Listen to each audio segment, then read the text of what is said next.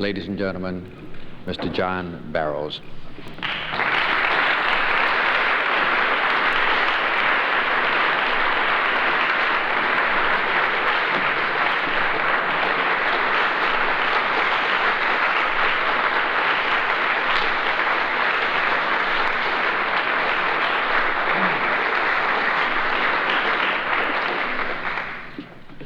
I presume these are live enough to pick up my conversational tone, which I shall try to maintain, because I do not intend to lecture you, nor shout, no matter how emphatically I may make a point.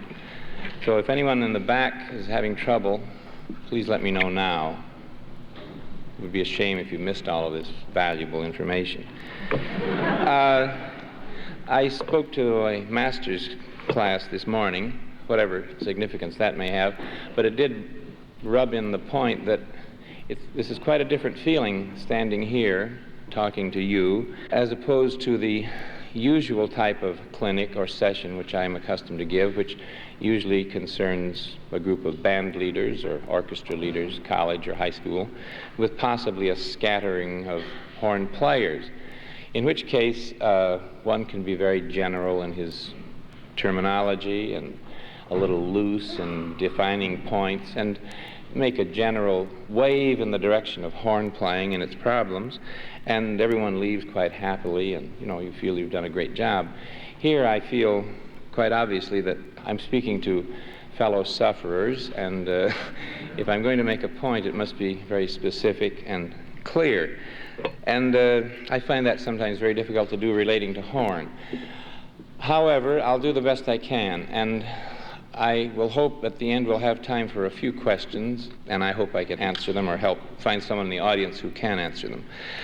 I'd like to take off from my favorite starting point, which, as all of my students and acquaintances know, is relating to breathing as it concerns the horn. I'd like to start there and then go into an area which is another pet peeve of mine, which is loosely called legato or cantilena or cantabile or whatever you wish.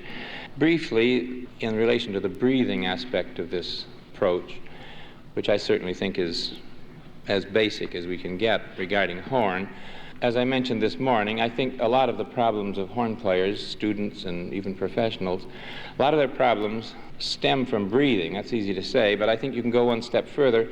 Remind ourselves that the posture one assumes, particularly when you're seated, is of vital importance as regards your ability to breathe. Your intentions are honorable. Everyone knows you have to breathe. Everyone is told you have to breathe. Every book tells you to breathe, and breathe deeply and strongly. But we sometimes shoot ourselves down before we get started simply by placing ourselves in a chair in such a way that we can't breathe. I could sit here just as well as I could in a chair. The problem is that we sit generally much too erect, and in profile, this very erect position may look well, but it almost precludes deep breathing. If you do breathe as deeply as you can, you'll find you have an enormous chest expansion and very little relaxation through the torso. And this tends to almost eliminate the possibility of good, solid breathing. And my students, I find the best advice for them is, after they have put themselves in this position, is to tell them to sit down, to remind them that they are now sitting up, and to differentiate in their mind the possibility now that they might sit short or sit down. In other words, their back must relax out. I've been through this morning with one master class. I'll go through it again with a second master class because I think it's terribly important. This does not mean to collapse. It doesn't mean to fall over into a heap, but it means to sit in a balanced position so that your torso muscles are relaxed. And in that position, when you take a breath, you immediately find that you have an expansion of these muscles through the torso, through the middle part of the body. And as we all know, these are the strongest muscles that we have, and are the ones best able to help us to really put some energy into the horn. They also help us to use more of the lung capacity, to effectively use more of the capacity. So this is all known to you. I'm simply reminding you of it. Having achieved the essential qualities now of taking a good breath in, turning around and getting a good breath to come out. Let's go to this next point, which I think is where a lot of trouble comes with a lot of us, that we fail to properly manipulate or articulate these breath, these streams of air, into suitable legato forms. And I'll play a few samples of some of the common manifestations of problematic use of breath. These would all come under the general term legato. All right, now here's a legato. Let's try this one. See if you've heard this one from some of your students.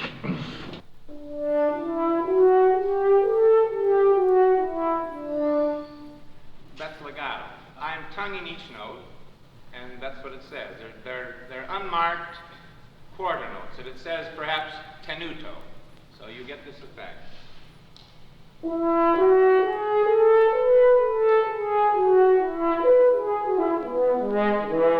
It can get worse than that. It sometimes does, but that's bad enough. And I suppose that is some kind of legato. Or perhaps we should say it's an espressivo molto, or affettuoso. I don't know what it is, but it's something. But I would like to call it a special effect. I'm not saying it cannot be tolerated in music, but I would say as a general thing, it must be somewhat suspect. And I think if anyone thinks that that is just plain old legato and so employs it, then he's making a grave error. Now, that's not as common as it used to be, but it shows up from time to time. And I think if you hear that in a student, you should make every effort to eradicate it for two reasons. One, first of all, aesthetically, musically, I think it's rather repulsive. Secondly, it's an indication of a very serious problem in the throat, generally. Curiously enough, this condition, if we may call it that, occurs at an age in students of 14 or 15 or 16, somewhere in there, when they somehow subtly switch from being horn players, they cross that invisible line into the first formative attempts or conscious attempts to be musicians. They suddenly care, they suddenly are concerned. They aren't happy just to play. That was good enough when they were in junior high school. They played all the notes, beautiful, wonderful. But now suddenly they have the same three notes, and these same three notes have taken on some significance. They heard that while they were doing this, the two oboes and the bassoon did something marvelous. And they want these three notes to have some magical quality. So instead of just blurting out the first note, they want the first note to be a thing of beauty, to be in a musical experience. I mean, this is not a conscious process. I'm perhaps reading between the lines, but it's when they begin to care that they stop doing just playing the note, no problem, and they say, this note must be beautiful. And they go, and it's terrible because they wanted it to be so beautiful. They had such a picture that they freeze. They tie themselves in a knot.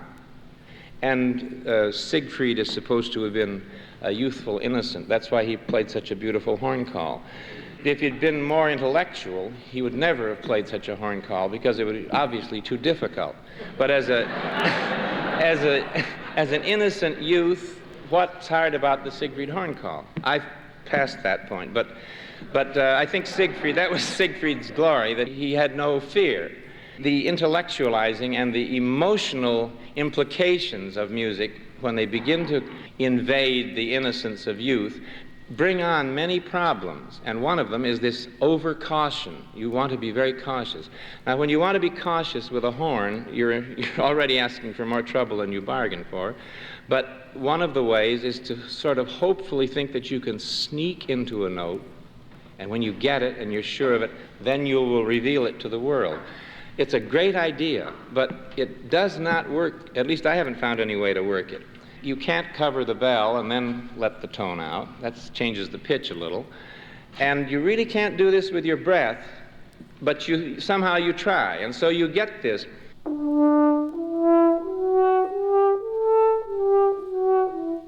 really think it stems from a caution and a concern, a desire to make every tone beautiful, and then I'll let you in on the secret. That may be too complicated, but that's my theory. I've never heard rank beginners play this way. It's only when they begin to try to play better that they play worse. Now we have to somehow help them over this bad scene. And I think you'll find, quite obviously, that this is an area of manipulating the throat, of squeezing the air column, overly manipulating it to the point where at the moment of release, when the tongue moves, there is a bare trickle of air flowing. And then a surge of air comes to the lip and makes that abrupt crescendo. There are marks in Brahms' symphonies, for instance, under quarter notes, where you have a quick swell and diminuendo. It's a beautiful effect, but not as a steady diet. So if you can get the student to get the air more to the front of the mouth, so that when he moves his tongue, when he releases the air column, the air is moving and reaches the lips immediately at the pressure desired. In other words, the basic idea of a fundamental attack, just a mezzo forte, normal note, the process involved is no different than if the note were marked S, F, Z. The stroke of the tongue is the same. Everything is the same except the breath pressure. And by breath pressure, I'm referring to breath pressure on the tip of the tongue. The tongue is useless without the air pressure. It makes no sound. And I would like to eliminate the idea of attack again from the language. You don't attack a note, you release a note. And if you could just think in those terms, I think we'd save ourselves a lot of gray hair. Let the tongue release the tone, and the quality of the note will be determined by the air pressure that you have set up in advance. But if the air pressure is set up only as far as the throat, then you have 2 points of release. You move your tongue with some success, or perhaps nothing. You may get this kind of an attack. That's not uncommon, where you have a long period of fa, delayed attack. That's usually the result of inadequate pressure. The lip will not respond to the pressure. You increase it rapidly, and finally something pops out, hopefully the right note. But it's already too late. The exactness of attack does not mean necessarily to be percussive. It doesn't have to have a martelet effect. It does not have to be accented. It depends again on the breath, on the way you press the breath and release it. So we can eliminate this number one problem, which is this sometimes called the concertino approach to horn playing, where you get a crescendo and a diminuendo on every note. Get the air forward and get a longer line. Obviously, a device is to eliminate entirely the use of tongue, play the same notes without tongue at all, and then gradually introduce the tongue.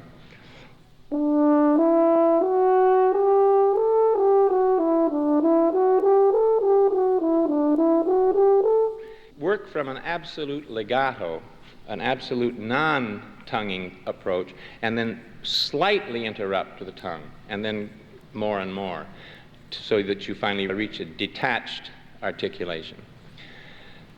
I'm going to ask a young lady to come out here and help me.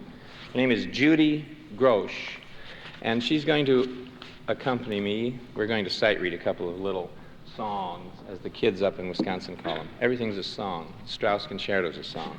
That's not a bad idea. I mean, they could call them worse things than that. But I would simply like to, if you would be so kind and let me indulge you a little, to play a slow movement of a Mozart Concerto, the second, just to try to put into operation some of the ideas of legato, and maybe some of you won't agree with what I've said, and maybe you'll hear some things that you don't think illustrate what I've said, in which case, maybe if you'd speak up, we could have a good argument, and that would be better than what I'm saying. So I'll try the slow movement of the Mozart second.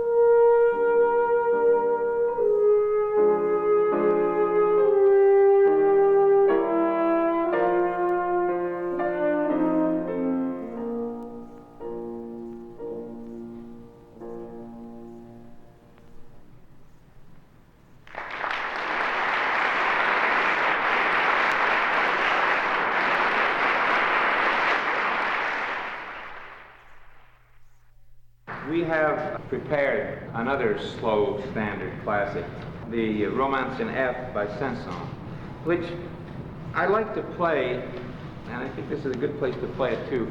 I believe this piece is considered quite passé and déclassé. Saint-Saens in general is sort of something out of the past. Everyone unconsciously wrinkles their nose and says, well, but really, I don't think I'm making a big case about it, but there's really nothing wrong with Camille Saint-Saens at all. And I don't believe he wrote a bad piece of music in his life, and you would be hard put to say what's wrong with anything, even though you may not like it. You can say it doesn't suit your aesthetic, or it's not of our time. That may be true, but it was certainly of his time, and it's very much for real, and there's never a gross error in judgment on the part of Camille Saint-Saens as a composer. And this piece is usually relegated to the Class C contest lists, if at all. And I think it's worthy of a little more than that.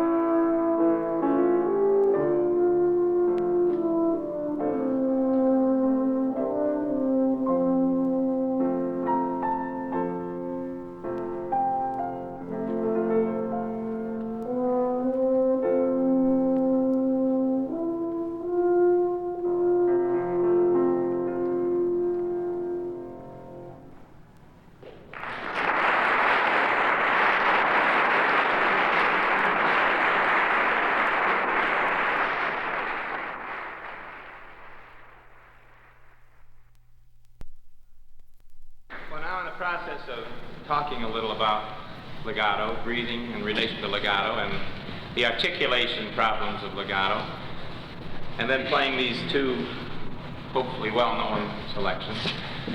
Does this provoke any comment, question, favorable or otherwise? Does anyone have anything they'd like to fight about? Yes. You mentioned the necessity for getting the air to the tongue before the release. Right. Would you suggest perhaps a voice consonant rather than a silent consonant to facilitate that, to ensure that the larynx is open ahead of the tongue release? For instance, a "d" sound instead of a "t" sound. Well, speaking of the vowel concept or the consonant vowel thought in relation to attack, I find I'm somewhat mixed in my feelings about it. I find that some students respond very readily to the idea of a consonant or vowel to help shape or place the tongue. And others seemingly have no reaction to it, favorable or unfavorable. So, first of all, I don't think I could subscribe to any given vowel or consonant vowel sound that would be successful uniformly. Is that what you had in mind? No, that's not exactly what I meant. I meant to ensure that the area of the larynx is open so that the air is compressed indeed all the way to the tongue. Yeah, it's a good idea. I think any trick, any device, any suggestion, anything that you can do to cause the student to do what you believe to be right is justifiable, including witchcraft. I'll suggest a combination of consonants and vowels. See what you think of this for a placing of the attack. The letters P, T, U. That's very hard to say. Poo. I put the P in front of the TU. It's common enough and very unoriginal. I don't know that it's the most desirable. But I like the idea of P, not to get a compressive or explosive sound, but to remind the student that it's the lips that are going to vibrate. It's the T is not going to vibrate, and the U is going to sustain at best. The initial sound is going to be created by the lips. And if the lips are not somewhat in contact or in a approachable vibrating situation, all the TU or DU will produce very little results. I'm not about to incorporate this into a new theory of horn playing. I'm just offering it for whatever it's worth, argumentative or otherwise. The idea of a contact, I find, is very important for some students. Again, to reinforce the idea of getting the air forward, the air pressure forward. I think this is the most disruptive situation for brass playing, and I'm not about to say that the throat is not a part and parcel of producing tone, that the throat does not remain open endlessly. But I think it's best kept open by the idea of air pressure being forward, and that you have a long, unbroken airstream from the bottom of the lungs on out, rather than one that's badly interrupted in the throat. Yes? I'd like to know how you make the vibrato, and if you use it in Brahms and Tchaikovsky. Well, he wants to know about vibrato, and if I use it in Brahms and Tchaikovsky. I don't know whether you can hear his question in the back. Well, I don't have any particular composers that I do use it on, or any that I don't. I mean, it's a matter, as far as I'm concerned, of how I feel involved with the music. I mean, I use vibrato, hopefully, not today, but I think I've been on the plane too much. Ordinarily, I can play, and frequently play, without any vibrato at all. But then I would feel free to use vibrato in Bach if I felt that it needed vibrato. And I certainly would feel very free to use it in Brahms and Tchaikovsky. But I think it's something that should be a controlled thing, ideally, and should not be an incurable disease. It's not a means to an end. It simply and hopefully enhances a phrase that should be a very well-shaped phrase without vibrato, and vibrato should simply emphasize a point. I wouldn't consciously exclude any composer from vibrato if I felt that it was needed. How do you make it physically? The vibrato that I use would probably be closest to a vocal vibrato. It's originating in the airstream, in the diaphragm muscles, and is somewhat modulated in the throat. There's no vocal sound connected with it. I can't successfully produce a vibrato by use of the hand and the bell, although some people do move the hand and the bell. I know one horn player who has a beautiful vibrato, which he uses very successfully and tastefully, and he actually shakes his head. It's terrifying to watch, but it's, I assure you, very successful and completely controlled. I wouldn't even want to think about it. But in his case, it works perfectly. So I'm not about to say there are no other ways of making vibrato, but I'm simply telling you what I try to do. In teaching, it's odd, it rarely comes up. Occasionally, maybe one student in 10 or 15 will get interested in it and discuss it and work on it, sort of. Some of them end up using vibrato, some do not. And it really doesn't concern me very much, because I think that's an individual thing, and I think one of the nicest compliments ever paid me was I was sitting in a section with 3 other people who had studied with me at one time or another, and it was a very good section. And not because they'd studied with me, it just happened to be a good section. And some string player came up after we'd done Freischütz, I think, and said, "Gee, that was a beautiful performance," but he said, "Let me ask you a question," he said. I said, "What is it?" He said, "I understand these other 3 boys studied with you at one time." I said, "That's right." He said, "I don't believe that." I said, "Why not?" He said, "Well, they don't sound like you at all."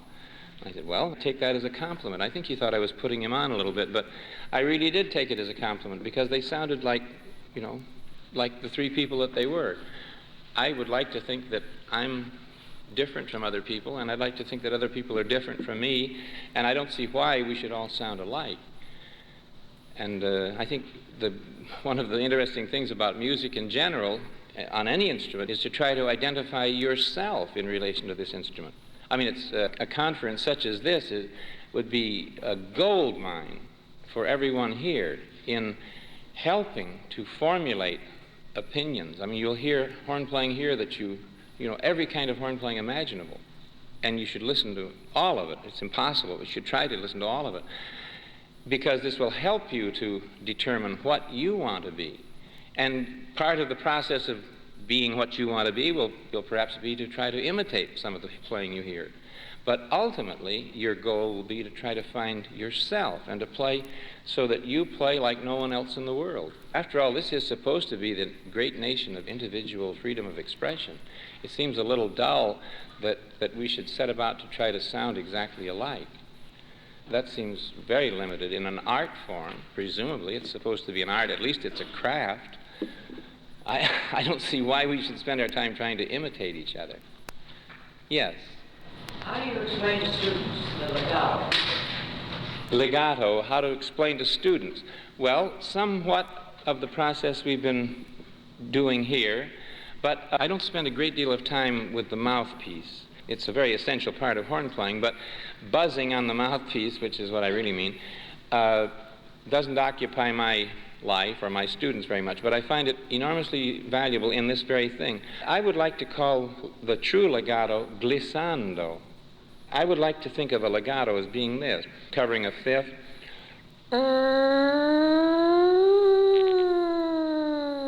No bumps. It's a fuzzy siren going from C up to G and back down. The horn, through its harmonics and through the valves, will delineate those, make points in that line.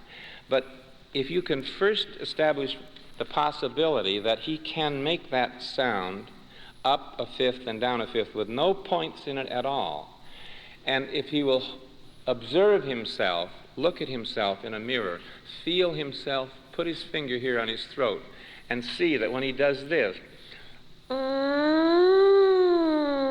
there's nothing happening here. Nothing. There's no swallowing or choking or gargling. It's just very little motion. Now, the same thing is possible when you play the horn. Now, you have to believe that yourself in the first place. Then you have to make the student believe it. But it is true. Now, I'm not saying that you play horn with no motion here, but you'll find people who have trouble with legato are manipulating their throat as though they were swallowing a peanut butter sandwich between each note, and the throat is just plunging up and down, you know, this, and the airstream is simply being chopped in half at every moment between each note and the next. And it's not necessary. You can prove it with a mouthpiece, that you can go from here to there and back. Now, if you can do that on the mouthpiece, then you can do it on the horn. For instance, you can play exercises on the F horn, put down the first and third vowel, so you have no vowel problem.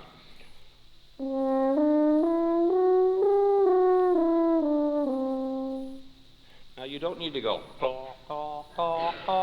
you don't need to do that. And if you work with the mouthpiece and then work with the horn and back and forth, using that glissando idea as a basic point of departure, you can alleviate it.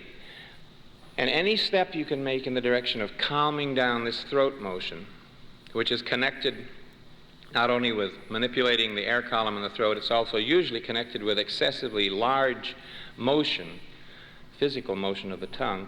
If you can cut these down, if not eliminate them, you can certainly help legato a lot. Yes? What about repeated notes legato? Now, wait a minute. Repeated notes. You mean like...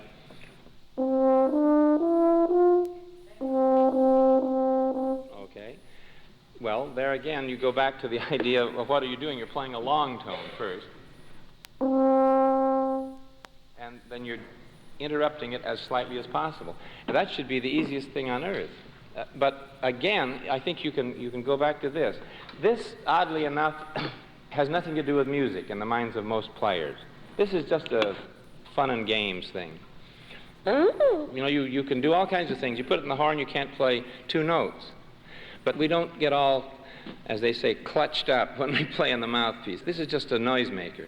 And so again, using the word trick, you can trick yourself or trick a student into doing something. And I repeat, I believe in honesty at all times, but, you know, I'll tell them what we've done after we've done it. But I don't care how we get it done the first time. You first have to accomplish something. You have to make them stumble into a doing, a happening. Then you can say, that's it. Do it again.Use they do it, they can repeat it. So use the mouthpiece again and get the idea of just blowing a long stream of air, and use the idea of even physical distance. Blow the air a distance away from you, not just to the edge of your lip, but out of your body, out of the horn. And then moving the tongue as little as possible. If you get the initial articulation to be almost inaudible, I don't care what kind of an interruption, whether it's abrupt or draggy or dirty, but make it as small as possible and make the tongue motion as small as possible. Usually you find people who have trouble with that kind of articulation, again, are moving the tongue too far. The tongue really should have no feeling of motion at all. It should be just floating. If your tongue is moving like this, in most cases, it's moving too far. Yes? You advocate the use of the mouthpiece of all buzzing the mouthpiece for centering notes and this kind of thing? Well, I mentioned before, I don't spend a lot of time with myself or with my students on the mouthpiece. At the same time, I think that if you have a student who gets this kind of a sound, you know, a very vague, uncentered buzz, it's going to be remarkable if he gets a very good sound on the horn. I mean, I'm convinced that the sound is started here, and there are a lot of factors when you play on the mouthpiece that aren't the same as when you put it into the horn. The principal one is pressure and back pressure against the lip. The lip tends to fall off the face a little bit too much when you have just the mouthpiece. I frequently recommend holding a finger over the end to create a little pressure. But still, you can't duplicate the pressure of the horn, and you can't create harmonics on a mouthpiece the way that exist on the horn. So there are many differences, obviously. But basically, the vibration is created here, and it's transmitted into the horn to excite that column of air. And I don't see how you can expect an imperfect or a feeble vibration here to produce a convincing vibration on the horn. And you find students, occasionally you have this kind of hoarse quality. They're using a ton of air, just blowing a liter of air per quarter note. Well, now, you just got to believe that student is making a horrendous sound on the mouthpiece. And if he can get some kind of focus of sound, get away from, get away from that to something that has a little bite, a little resonance. He's got to get a better sound on the horn. Now, it's not going to solve all his problems, but it's certainly worth investigating. Again, it's an essential part of the horn. I just don't think that it's a substitute for practicing horn, but it's a way of finding out a lot of things. It's like a visualizer, the ring. It's an absolute essential to teaching. But there are a lot of other things besides that. But if you ignore that aspect, you may be ignoring the very focal point of a problem. So try everything, including this. I don't think there's anything wrong with it. I just think that with some players it has become an answer to everything, and they don't need to play the horn anymore. They just practice on the mouthpiece. But then when they come to play the horn, it doesn't go so well. So I think it's well to apply the theory to the instrument. Yes? Sir, may I ask why you changed from an Alexander to a Wilson? I never played an Alexander. Why that? I played a Schmidt. I played a Schmidt for many, many, many years.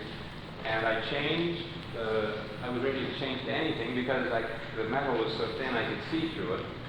I played the horn almost 30 years, and it was about 20 years old when I bought it. So it had about 50 years service, and it was time to retire it for something. And at that moment, I tried one of these, and I liked it very much. It was the closest thing. I tried other horns, and this was the closest thing I could find to what I was playing. It felt more like home to me than anything I had tried then or have tried since. I simply play it because I like it, and that's the best reason I can give. Just one short question. Did you notice a noticeable difference in the type of embouchure or anything else in changing from the Willing Quintet playing to playing the orchestra? I believe you play on medicine orchestra. Naturally, more sound is needed, perhaps a less confidential approach toward the horn than when you're playing the Willing Quintet. Were modifications necessary in your sound, and if so, how are these achieved? Well, I think you all heard the question of asking if there's any great problem, or in my case, any great problem in changing from quintet playing, which was sort of a focal point of my work in New York, to orchestra playing, which I do from time to time. In my case, I'd say the answer is no, not really.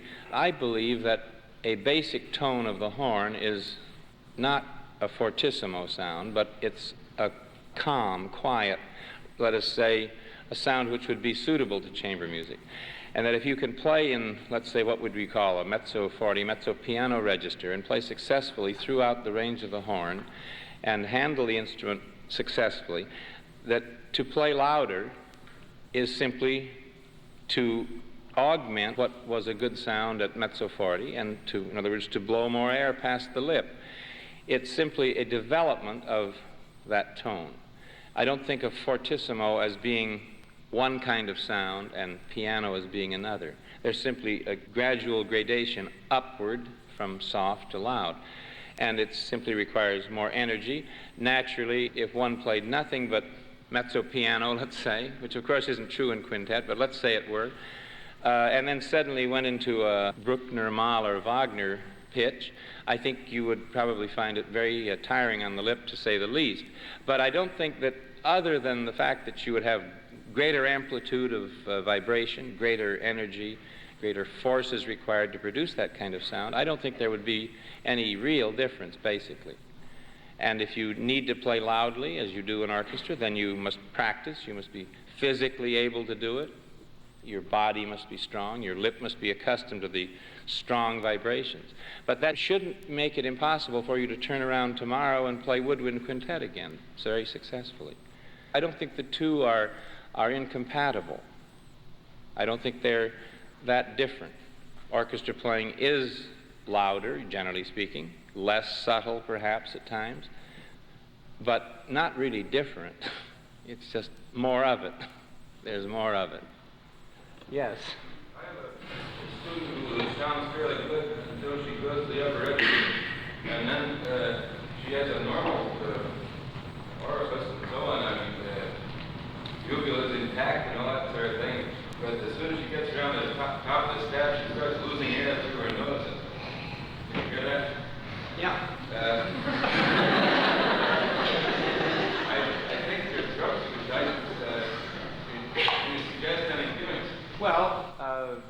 can't give you any hard and fast cure. I mean, it's obviously lifting the back of the tongue, just as you did when you made that noise. And you can see how far you have to lift it in order to make that noise. You have to virtually close the airstream. And so you can imagine how much air is coming into the horn, and obviously, since air seems to be an essential part of horn playing, it's obvious she's not going to get much register up there. But we all arch the back of the tongue for the upper register, right? We are what? We all arch. Yeah, right. I mean, we can talk about, keep your throat open and for the high register, it's fine. It's a great idea, but no one really does it that I know. I don't even think that we should do it. But on the other hand, I don't think we never have to teach anybody to arch their tongue to go high. I mean, if you just tell them ah-ee or something like that, I've never really had to labor over any student on that point. It's, as you say, you have to work with them to keep the tongue down enough so that some air can get into the horn. But I think you just have to go through it as a process of speech therapy almost. I mean, describe to her, just as you have to me, what she's doing to produce that sound. And somehow, I mean, I'm sure you've done this, and I'm sure she's aware of it, but you just have to put on all your patience and just keep after it. I can't possibly give you any hard and fast way of getting out of it. Maybe someone here can, but there should be someone in this room who has a solution for this problem. If you can't get the answer while you're in Tallahassee, you're in bad shape.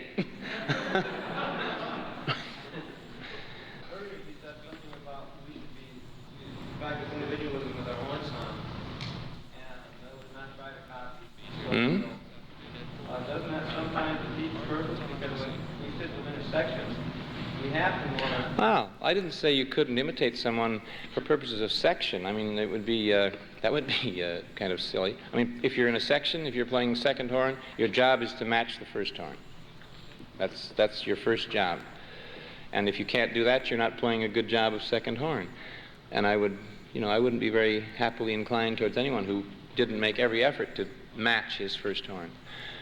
But when you have a second horn solo, there are not that many of them, but there are things like Fidelio, and there are a few places where you have a few things to say, and why not play them like you at that point? You don't have to sound like the first horn all the time. And that's merely what I meant, to explore the possibility. I believe in a basic sound as an essential ingredient of any instrumental playing, but then let's look in all directions around that. It's hard for me to believe that the same sound, which would be suitable for a Brahms First Symphony, would be also suitable for Mozart's 40th, or the Bach B minor Mass, or the Stravinsky Symphony for Winds. I mean, I don't really think that's true.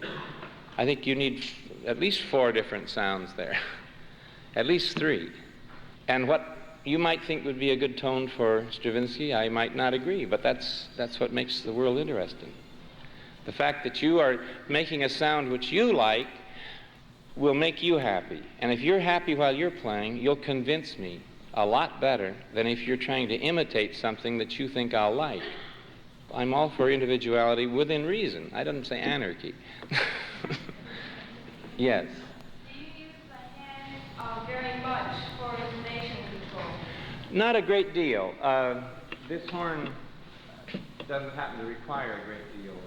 The low register, perhaps, has to be covered on a couple of notes, but I'm not much for the modified hand horn technique. I like to play hand horn, but I don't like to get too confused. I don't find it necessary. On the other hand, some horns you'll find this note. The written G is just unbelievably. It's just down there, and you just have to pull the hand out. It's particularly true with younger students who have not yet developed the strength of lip to move these notes. I mean, even you can play any horn out of tune, and you can help to play in tune by using the hand, but it won't solve all your problems. Would you advise teaching a student to use their hand in this manner if they are having trouble? Yes. Yeah, again, I would say it's an expedient thing. I mean, we want to play as well as we can. So if you can't play in tune by any other means, certainly pull the head clear out if necessary. But also show them that there are muscular ways with the lip.